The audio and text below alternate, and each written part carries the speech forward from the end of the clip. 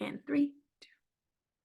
Hello, and welcome back to the She Can Share podcast. I'm so excited about our guest today. She's just smiling at me ear to ear, which is something that she does a lot anyway. But we have Tamara Andres on the show today. And let me just tell you who she is before I dig into the personal side, because she's such a good friend of mine. Tamara is a speaker, podcaster, a serial entrepreneur who works with high capacity Christian leaders to become millionaire messengers and share the good news. She is wildly in love with words and the word. She catalyzes messengers in the marketplace by building business tree through publishing, podcasting, and platform development while keeping play at the core. Is it even possible? I think it is. Tamara, welcome to the show. Thank you so much. And it's so possible. All things possible through God, right? It's so fun too. We always say that. And Melissa and I are such kindred spirits, from how we dress to that smile and that contagious energy and that joy bomb that we bring into a room. And so it's like that like spirit knowing like spirit. And I know the community of women and men too that you cultivate are just going to be in the same, just that desire of being able to access it. And so let's jump in. Let's get them going.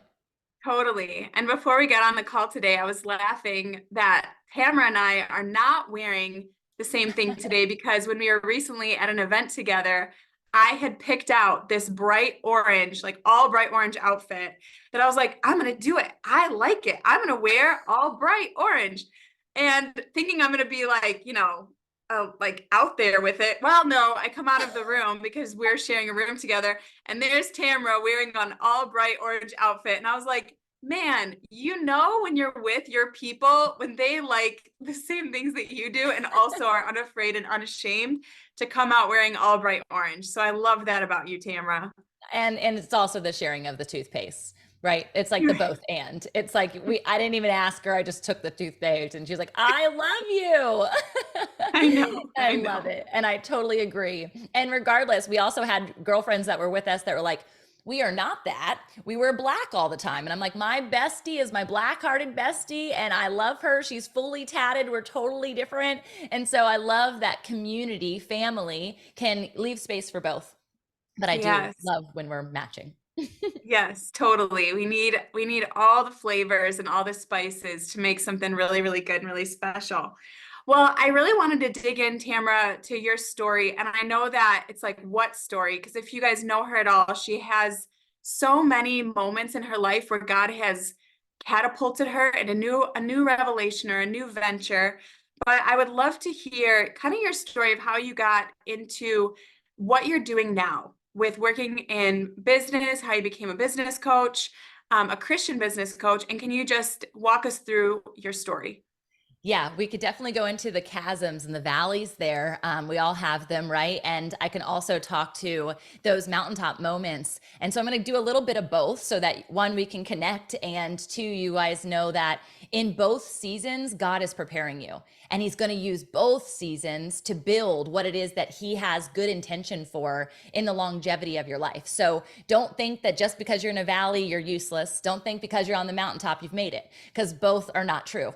There's more to every single story. And so I'm going to jump into a place that I don't generally jump into, and I'll give you hindsight for that as we go. But ultimately, I decided to kind of create this incognito. I love surprises. I love adventure. It's a part of the playfulness side of me, but I love surprises so much, especially as women, as moms. Like, we're always the one creating the surprise, right? We're always planning the party. We're always inviting to the surprise. And I wanted to do that with my friends. So a couple of years ago, specifically six, I sent a text message to a bunch of women in my community here locally. And it was very like inconspicuous. It was basically like, hey, show up at this destination at this time. It was an unknown address to everyone because it was my husband's office at the time. And I want us to come together to see if we all might be in one accord for a project that I'm working on. So the room was packed, like standing room only. And I opened up with Proverbs 31. And this was the first time I had ever opened a Bible in front of a group group of women, some of which I knew were not in their faith like I was. And so to say that as of 6 years ago, and then to see where I am now on a pedal and preach, if you follow me at all, like I'm just like, the word is everywhere because it is my lifeblood. It was a little nerve wracking. And also it was that truth moment where God was like, are you going to do it? Are you going to rely on me this time? And what I mean by this time is I had launched 8 different companies in my 20s. I was a serial entrepreneur. I still am, but never was it founded on Christ. I was what I refer to as a creaster. So I went to church on Christmas and Easter. And I was not really raised in a formalized Christian household. We knew the Lord's Prayer, so that was good. But I didn't know what that actually meant. Like, daily bread, what is that? Like, yum, I love sourdough. But that had meant nothing to me as Jesus himself being the bread of life. And so fast forward to this moment, I was about 32 at the time, but at 29, I had what I refer to as my midlife crisis. Quarter life crisis, not a midlife crisis. So I am hoping that I don't have a midlife crisis because I already did that checkbox. So Lord, be with me. And in that, it was this understanding that everything I had built that was ultimately premised out of perfection, striving, accolades, society, sexual trauma when I was little that I didn't even know existed, kind of the applause of man on every single front, including the fact that I got married because that was the next thing that you did. And I had kids because that was the next thing that you did. And we had a house and a white picket fence and 2 new cars and all these businesses. We were both entrepreneurs because, well, that's what everybody was applauding at the time. And yet I was wildly void. And so while the Lord was gracious in pulling the rug out from under me, he also was the one who was there to lift my chin, literally had a supernatural encounter with him in my living room at that ripe age of 29. And it changed the trajectory of my life. And that was me then 3 years later, after doing my ordination and minister's licensing, after really dissecting who I am, getting in touch with emotional intelligence, understanding mental health for the first time because I was suicidal and had depression issues and all these like hard conversations. So I'm dropping a lot of bombs all at once, but hopefully you get the gist of what God can make new in such a supersonic time, even when your valley moment feels like it is eternal when you're there. He'll turn the lights back on. And you're a part of that process. And so he invited me into that. And then I invited 30 women into this. And so 6 years later, there's a lot of stories that have happened since then. But that was where my yes started, was saying yes to putting him as the foundation of everything I was going to do and inviting other people along for the journey. Wow, that's incredible. I love that you had so much experience and you're a serial entrepreneur before Jesus, and now you're still doing that, but using it as a vehicle to share your faith and to advance God's kingdom. I think that's incredible and something that I love about you. One of the things that we've been talking about a lot in the social media mentorship, and for those of you that are listening right now, we are actually doing a live call with the ladies on this call, and Tamara is speaking to them after this, which I think is amazing. They can ask your questions and everything like that. But one of the things that we're really talking about this month is, how do you get clarity? Like, how do you get clarity on the thing that God's called you to do? And Tamara, after you especially have came through that valley season and also are so multi-passionate, how did you really get clarity on what it is that God's calling you to do and positioning you for?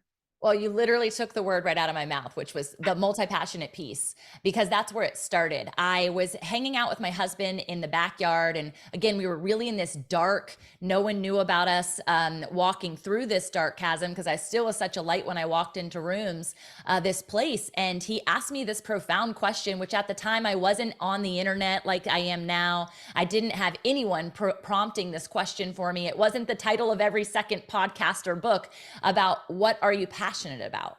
Right now we hear this all the time. What's your purpose and what are your passions? And it's okay to be multi-passionate. Literally had zero context to this. So my husband's like kicked back, cool as a cucumber, feet up on the picnic table. And he's just like, babe, what are you passionate about? And I was silent. I had zero response. I felt like I didn't know what my hobbies were. I didn't really know who I was. And in the easy answer at that moment would have been Jesus, because that's what I was spending all of my excess time doing. It wasn't being a stay-at-home mom, though I was. It wasn't even business. And so his eyes got really big. His feet came down off the table and he leaned forward and he said, "So we just spent our life savings on something you're not passionate about?" And I thought, ouch. I thought a little bit of shame just got put on my shoulders. I am sorry. I became real repentant, but immediately he gave me space to process. And he's like, "So what are you passionate about?" And I started going through all those businesses. I started going through all of the labels, all the titles, all the things that I had put as the primary reason I was doing anything. And ultimately, I realized that there was an undercurrent to everything. And I believe all multi-passionate people have an undercurrent. They all have this silver lining, which ultimately I know is rooted in Christ. And it's his, like, it's your unique gift and your unique ability in the commonplace of kingdom purpose and kingdom activation. And my response was, "I just love people." And he said, "Okay, that's a place to get started. So anything you do can be connected to people. So what's the next thing?" And so for me, it was that eagerness of building. I love to build something new. I love to take what people see inside of their minds and their hearts and bring it to life, because I'm a natural born activator. And I can, the word that if you do like any of those different like group testings or personal identity testings, it's a galvanizer. It's someone who can see a vision, and I can bring a bunch of people on board to say, "You got to try this. You got to do this. This is the best thing ever." It's why I was good at multi-level marketing. But I just wasn't ever passionate about the product. And so what was the new product that I was going to be passionate about? If people were the undercurrent, Christ was the forefront of everything I wanted to do and the foundation. And it came to helping others build businesses.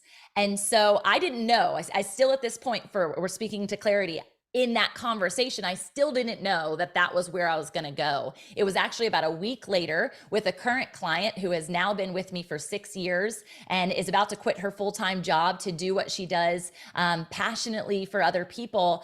And I were sitting and I literally was just like, having a conversation with her. I just thought we were going for coffee. I didn't have any plan. There was no valuation at that point, no title, no business card. And she's like, "You should do this." And I'm like, do what?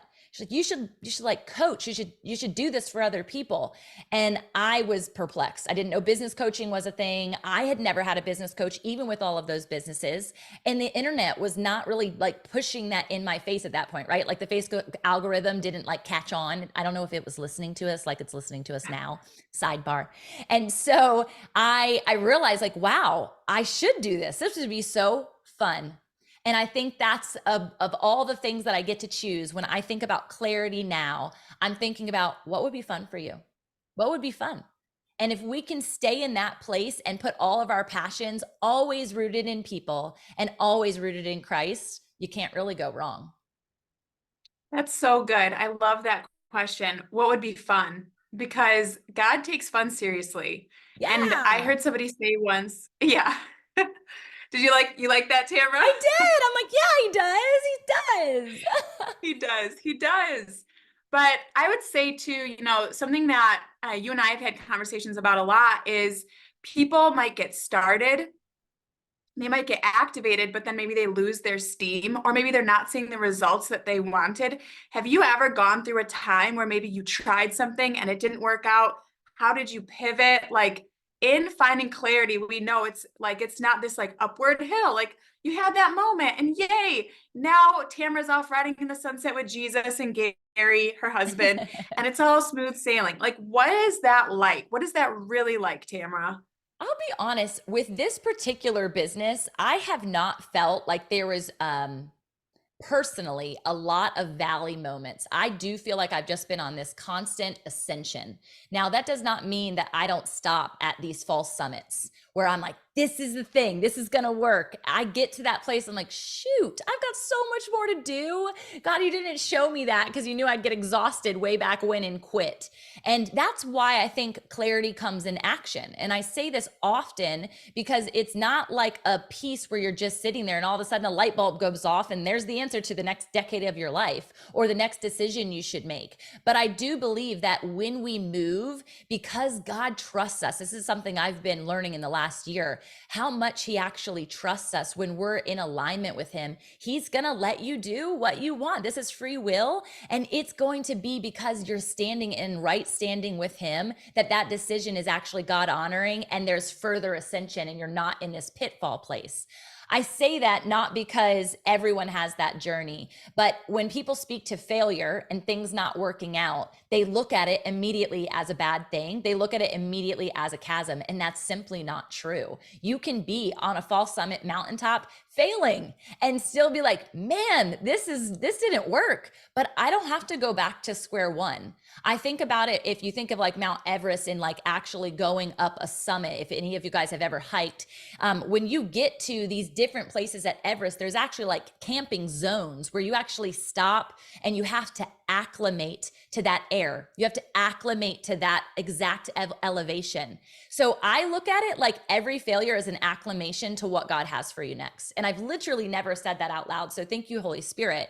But I want you guys to realize that there's no marking point of my business where I thought I have to start over, even though I've felt like many times I have to start over, whether it's a failed partnership, whether it was a new program that I launched that completely flopped, whether it was a course that I developed and ended up realizing, wow, I'm going to queue out of this every quarter and this isn't even going to make sense. And that is just too much work.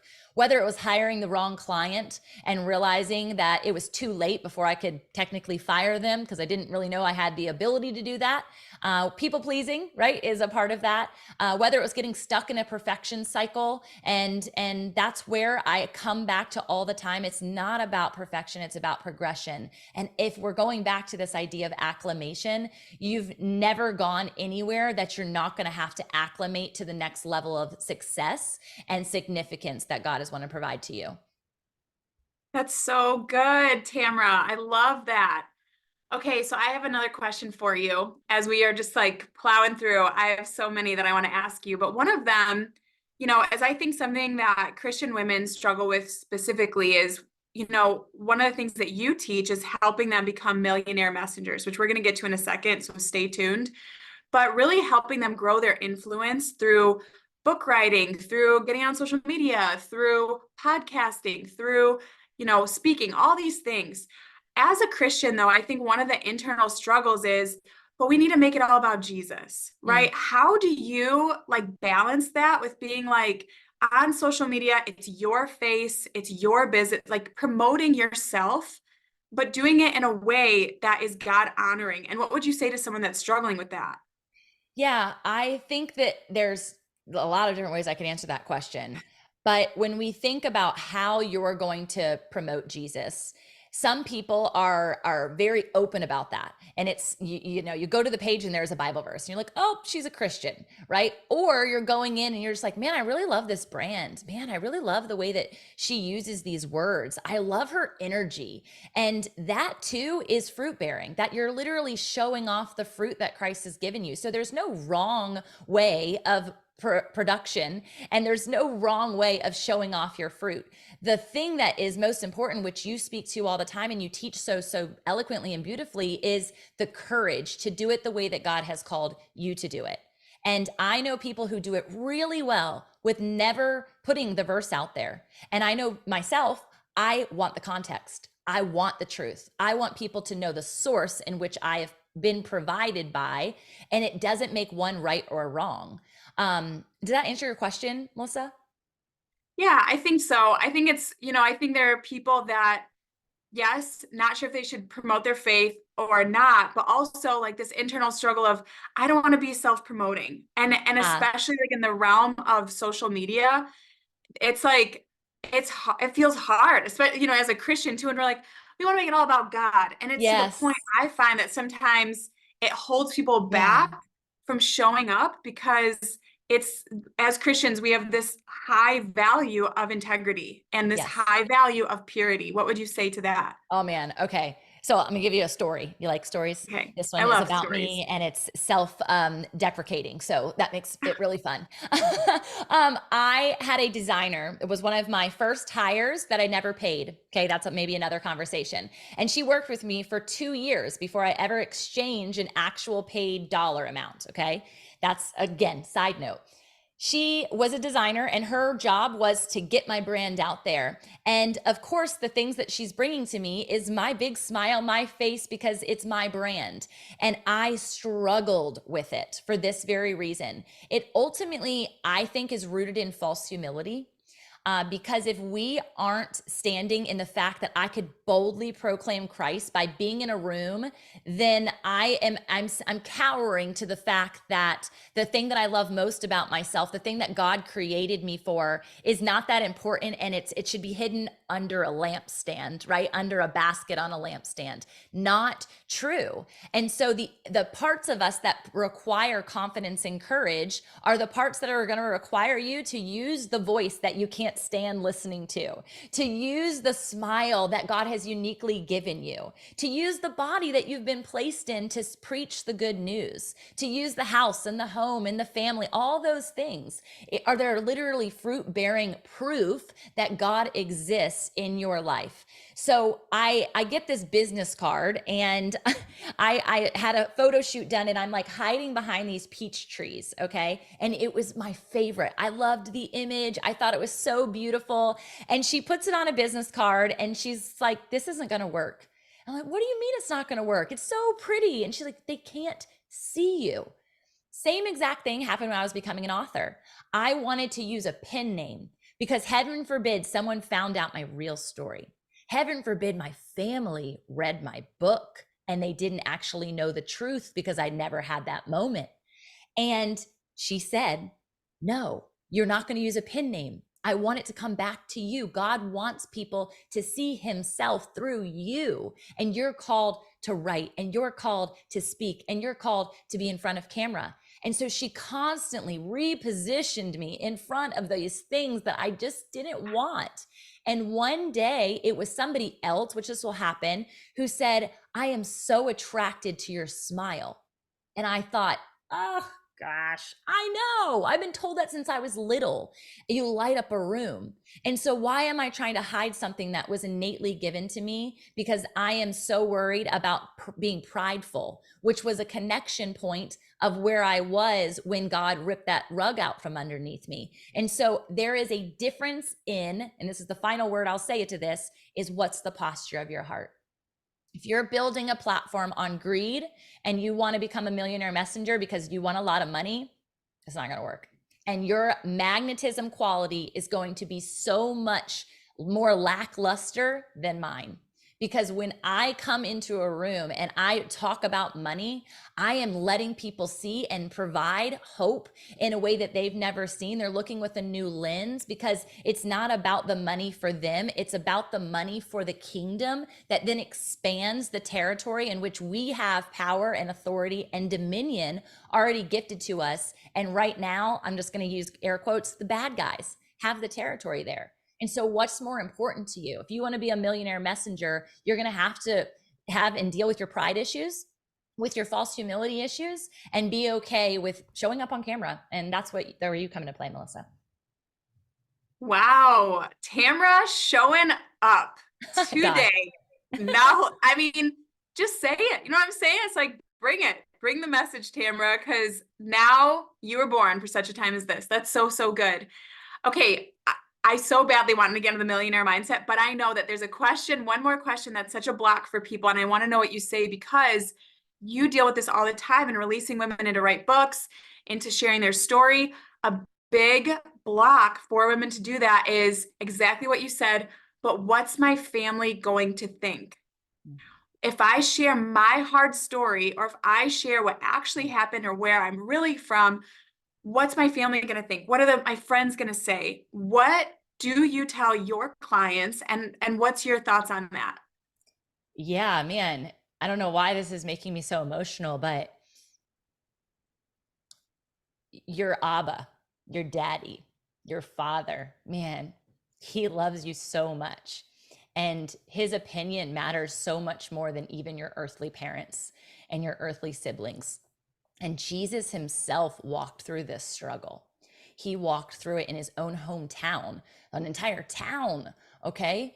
And so if you're dealing with a sibling or a spouse who can't see you quite like Christ sees you and hasn't been the one to call you and isn't going to be there in the end of days when you are feeling this sense of displacement from your calling or untruth in how you're activating every single day, you're the one who answers to Abba every day, not them.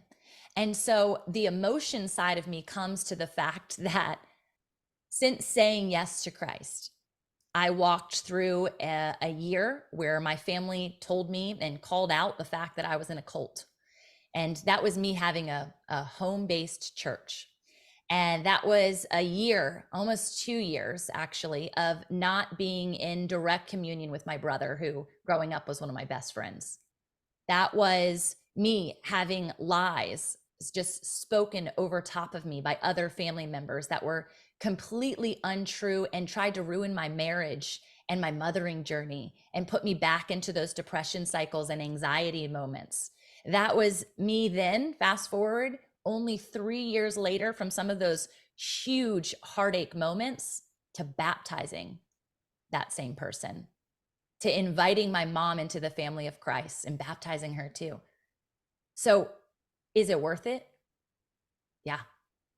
Does it mean it's not hard? Nope.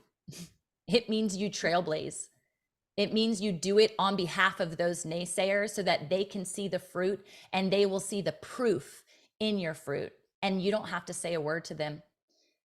The thing that I would say about that, because I do deal with a lot of clients who this conversation does come down to their spouse. Leaving and cleaving your parents, it's biblical. We can do that fairly easy. Same thing with your family members or your friend group. I am not in the same friend group now that I was when that pre-quarter life crisis has happened. Almost none of those people do I still walk with.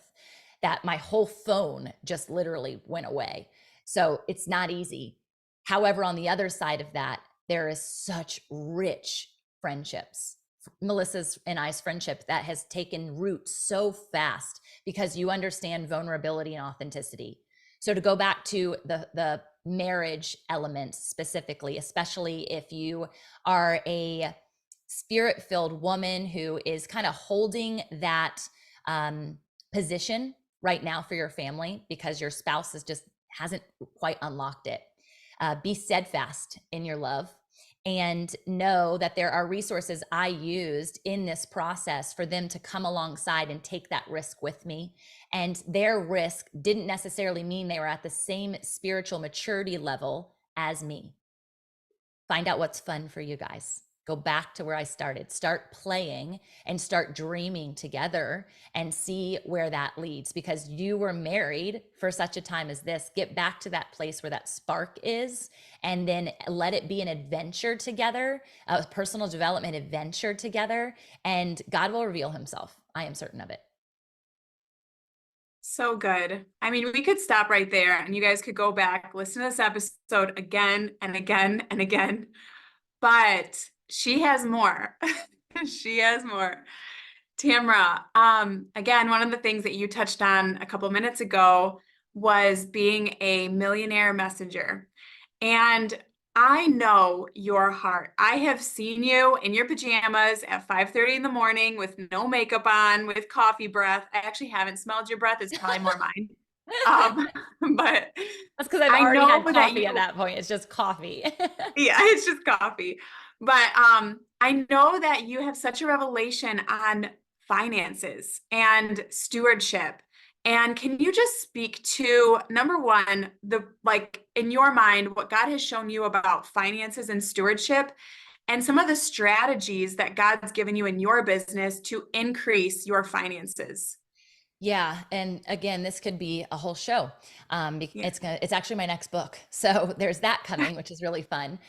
Because I do find that this is a profound place. Also, we talked about the false humility place, the pride piece, but this is very closely number two, and it's poverty mentality. It's us believing that if we get to be successful And what is success? That's totally different to every single person. I always really speak to significance and sustenance, and your sustenance number is different than my sustenance number.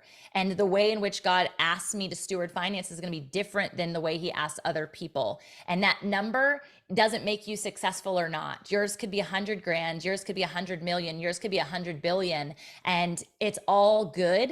And God is going to glorify all of it as long as it's, again, right back into your hands who has started to steward it well. So my question often when someone, and I do this fun exercise, maybe we can do it in the Q&A later, but if you were given the million today, because that's often like the number that we hear off, and that's why I used it. There was songs when I was growing up, like, I want to be a millionaire. It was actually a billionaire so bad. I talked about being rich. It talked about all these things that are presented to us on a daily basis that are ultimately fleshly. This is where when you get into, I'll say, a church or a congregation that tries to suppress this idea that money is bad. We know that money is not bad. And if we can come into this belief system on a day-to-day basis, we are going to treat money very differently. And so I thought, having money is bad. If I have more money, it's more for me to have to deal with the financial piece and the struggle. You see people who are really, really rich committing suicide. So money must be bad. I must have to walk in what I believe is this humble space of a poor pauper. Jesus was not poor. Okay, so we can rewrite that narrative. He was not poor. I actually have, it's called The Millionaire from Nazareth. If you need to read this book, The Millionaire from Nazareth. It's all about Jesus. That was an unlock point for me. Another one, which is not faith-based, was A Happy Pocket Full of Money. It's another book, A Happy Pocket Full of Money, that had affirmations in it that helped me shift my narrative towards this. And as of just even this last week, Melissa, the thing that I love, I've really gotten sticky to me because I love words, is that prosperity has two lenses. You're either greedy or you're generous. You're either greedy or you're generous. And when you have a generous posture, how much more is God going to entrust you to be able to give? Now, connected to that is entrepreneurship, which is a room that we're in right now. And to be able to steward, we have to be able to multiply. And so if we aren't creating a business that has a multiplication effect to it, and we're just putting it in our pocket and we're living comfortably and we're putting it in our pocket, we're literally doing the 5 talents example in the Bible. We're burying our treasure. Even by putting it into your own pocket, which seemingly feels good and right and what the whole world tells us we're supposed to do. But that's not true. So this is where diversification, this is where multiple revenue streams, this is where working alongside your partner to say, okay, what's the vision for our future? This is where having a lasting legacy connected to fruitfulness for your family and your kids and your generation to come. This is where all of these things come into play. And it all circumvents back to, and this is where Melissa and I have had a lot of conversation, it circumvents back to poverty mentality and stewardship. And so how are you stewarding the dollar if you believe you're supposed to be entrusted with the million? And if you were to receive the million today, this is the part of the activity, how would you spend it? And I do this activity specific with like step-by-steps, but most people can't get past $250,000 in the activity that I provide to them. And that's because they haven't planned for what they're actually going to do with that money when it comes in. Why would God give you the whole kit and caboodle when all you need is the manna? You just need to be comfortable and thankful and gracious and stewarding the manna, not hoarding so it gets maggots, not wishing on the time and the season where fruitfulness seemed to be just falling off the trees. The quail, remember the quail that he was given biblically after Egypt? They literally had the mindset of, I want to go back into slavery because there I ate well.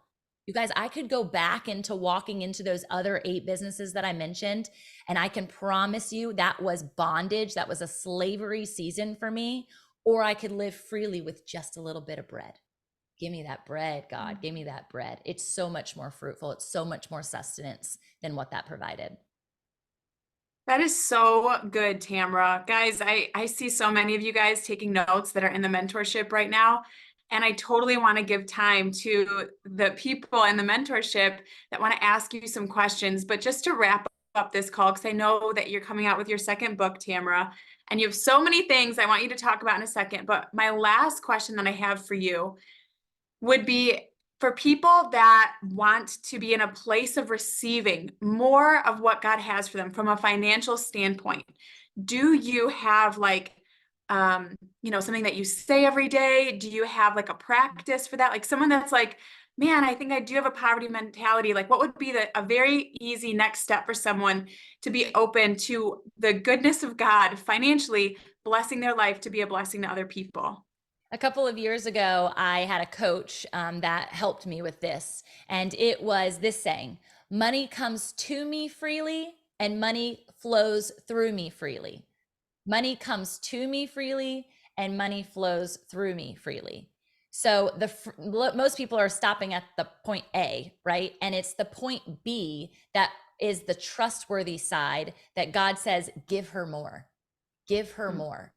And that's where I want you guys to be. I want you to have the more. That's where the expansion and the multiplication can happen at a supersonic pace. It's why I'm building seed funding opportunities for business owners, because oftentimes we get stuck in this scarcity mentality that I need this amount of resources to start the thing God wants me to start. Y'all, I started with $0 did it require for me to send a text message and invite 30 people into a room.